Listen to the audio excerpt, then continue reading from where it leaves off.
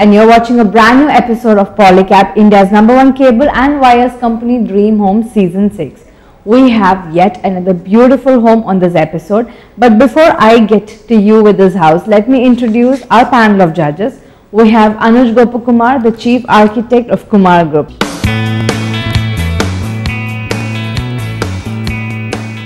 We also have with us Sudha, the Architect and Interior Designer of Swasti.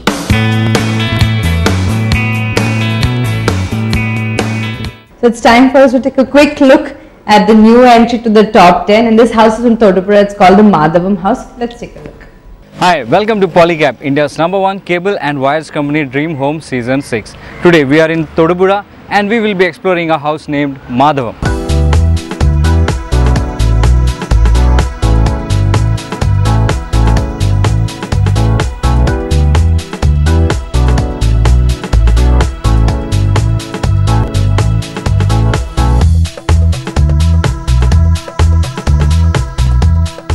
Into the sit-out area, when we reach here, the floorings are tiled, and then there's a long bench created over here using wood, so you can easily relax over here and enjoy the greenery outside.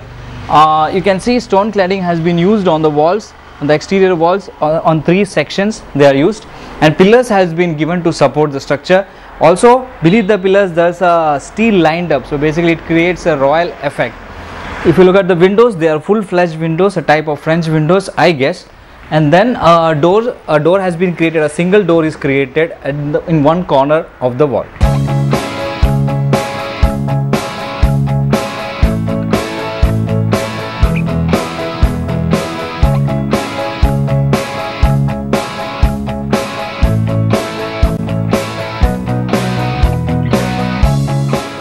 As we enter inside from the sit-out area, a foyer space is created which has been partitioned using wooden columns. And then this is the formal living area, neatly tucked up onto one side. Main attraction is like they have given importance for the sunlight to easily sweep inside the rooms. The whole house is situated in such a way, giving importance for sunlight to get inside. We have 2 windows on both sides. Again, one is a full length window, another is a half sized one. And we have a small opening on the top also, which has been covered using glass and grills. And on one of the walls they have used texture paintings. You can see the sofa settings are done very neatly. White color tone is used for the walls and for the sofa set also. Floorings, they have used a combination of tiles. They have created borders using a different kind of tiles, and then when we get into the room, the tile is like wooden finished tiles has been used.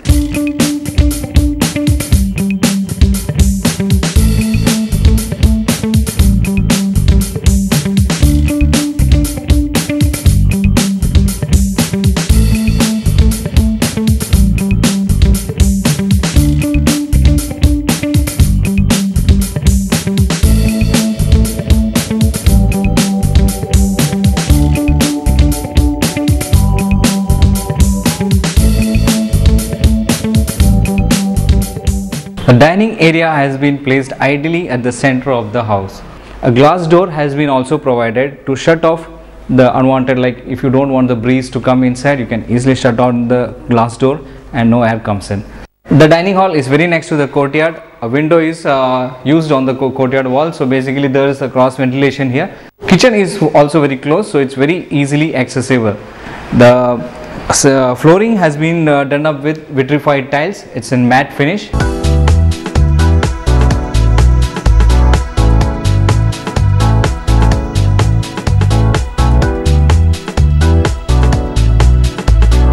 Kitchen has been kept nice and small. The color pattern follows inside the kitchen as well. There's a combination of white and black over here. You can see black platform has been used. A complete modular kitchen is set and tucked away neatly inside over here. A small wash basin is also provided. Work area is also there, like onto my right hand side. There's a work area which also leads to the outer courtyard area. Flooring is again vitrified matte finished tiles. And on the ceiling part, it's been kept very simple. Although when you step inside the kitchen, you can feel that it's very usable, it's very compact, and it's very serene kitchen.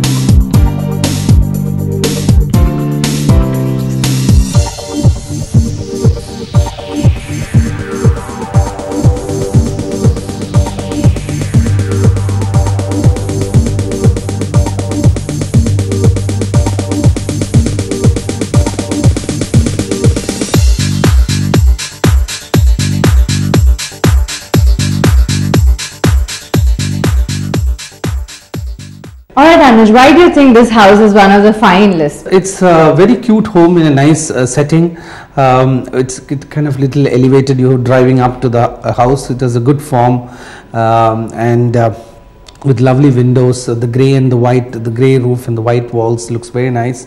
What I loved about the house is the nice elegant grille design with the pure white elevation, plumeria in the courtyard. There's a courtyard with the plumeria tree, and the interiors also is very nice. It's has a lot of light coming in. The furniture also is very white and elegant with a kind of wooden flooring, and the kitchen also looks very classy in white. I also felt that the house is very simple and elegant. It's a small property, it's not very large. So within that small property, not too many things have been tried out, but they've integrated, as you see the front part, as you enter into the house, you'd see stone cladding, you'll see grills, and you'll see the landscape. These three have been entwined beautifully. They have been integrated very well. There is a lot of stone cladding on the side, but it goes very beautifully with the tall trees that are already there in this site. So altogether, the simplicity of the roof, there's just a single slope roof with a dome there. So the simplicity of the slope roof, the white walls, the grill stone, and the landscape together forms a very comforting feel as you get into the house. That's about the exteriors. I somehow love the bare walls and the simple straight windows with simple grill designs. It has a very charm, it's a nice charm about it. And the fact that the sofas are also differently selected, the tiling is separate, that is the sitting area is different from the movement passage. That brings in a nice contrast there. The darker color floor, actually they've taken pains to use lighter color furniture, which contrasts beautifully, and actually most people are a little afraid to use sofas which are light shade, because we understand the maintenance is high, but they've selected it beautifully. It complements, it's not that high kind of back. In fact, some of them don't have a back, it's only two sides. So it's a unique kind of furniture that has been brought in, a different styling that has been brought in. One more finalist on this episode that I'm going to show to you, and I'm sure you're eagerly waiting. Well, I'm not going to keep you more in suspense because it's time for me to reveal this finalist, and it is a house from Pala, and it's called Chethipuzha. So let's take a quick look at this home. Today we have come to Chethipuzha House in Pala.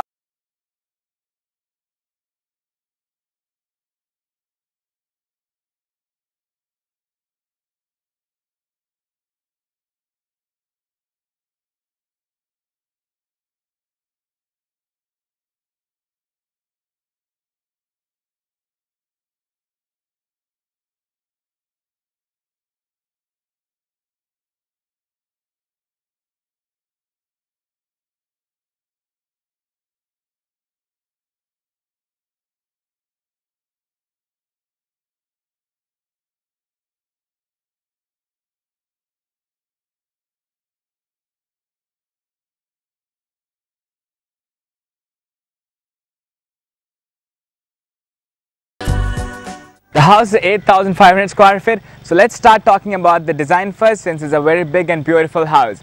The design is traditional, they have kept it simple, but then the beauty is in its designing, the small detailings. Something that's peculiar is the standing out feature. It's a pyramid like structure right in the central. That's double wall height. That is the main prayer area. They have huge landscape area, you cannot ask for more. They have lawn spaces, completely dedicated garden space, even this plantation which is extending to the sit out area, jogging tracks around the house, all trees covered.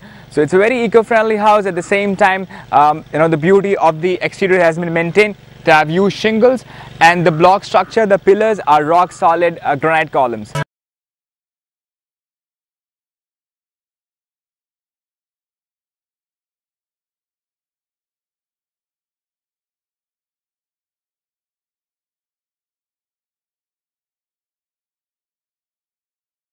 The house has two entrances. This is the guest entrance, and we have entrance to the right side. That's for the main the family entrance area.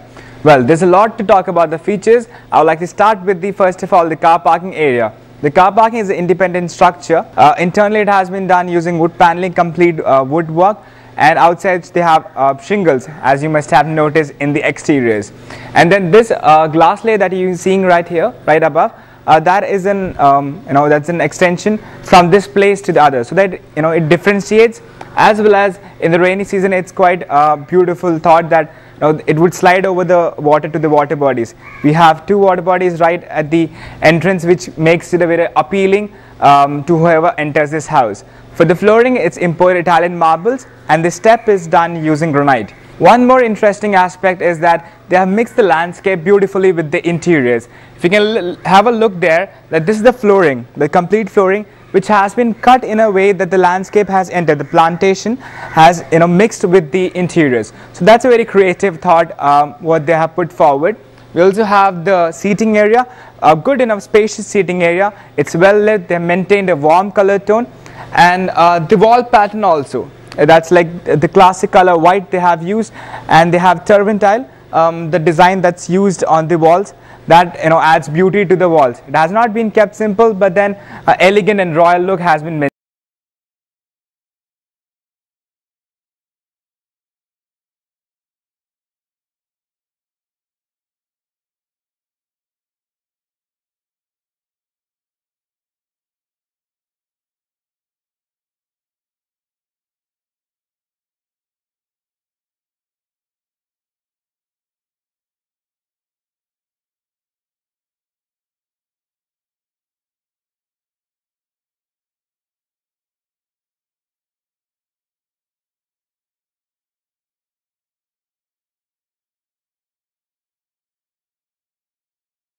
Guest entrance, the first look that you'll see is the water cascade, the beautiful water body that they have created, and next to that is the drawing space, which extends to the dining area. We also have the kitchen on the sideways.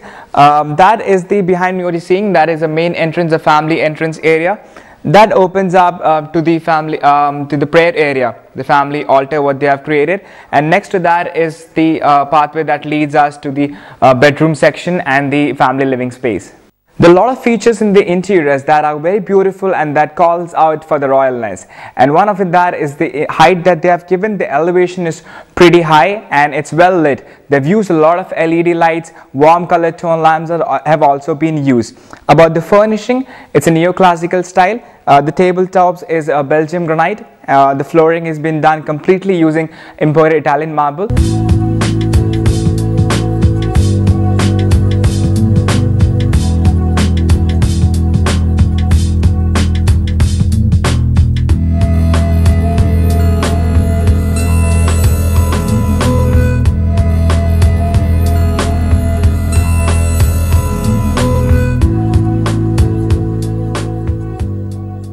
Well, the dining space has been divided into 2 parts. This is the formal living space, and they have a dedicated family dining area inside that room. To talk about the official living space, it's a 12-seater long dining table. The top is done using Belgium granite, and this area has an extension to the outside. It spills out to the pool area and was as the party section. The wash area has been located just few steps away from the main dining area. Italian marble, which is the flooring that has been used for the cladding space. Even in the wash area section, this particular wall, the pillars, you'll see that a lot of such sections inside this house.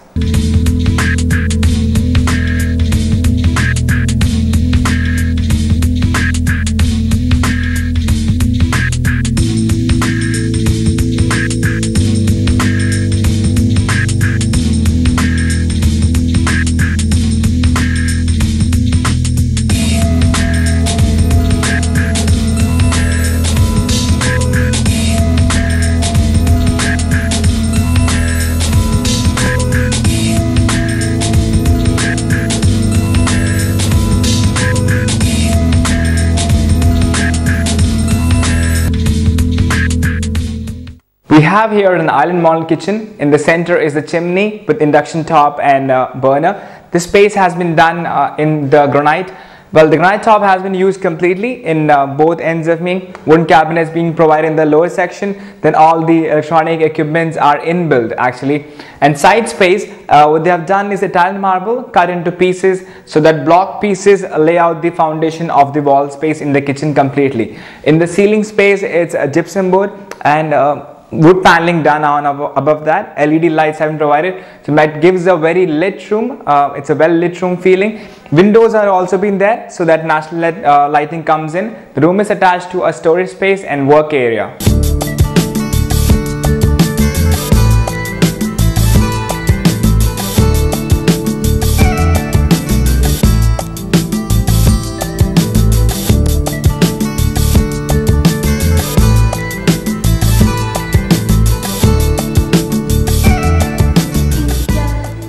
As I told you, each bedroom has been done in different manner. This bedroom has been done in black and white theme, black in the headboard wall area, otherwise all other section has been kept in white. White marble work in the side walls, then the flooring is white marbles. We have a separate dress area section, a small seating space. Each bedroom has a corner section, crystal chandeliers have been used, so it's a well lit area. The ceiling pattern, the bed area, only that particular section has been done using wood paneling, otherwise it's gypsum board with LED lights have.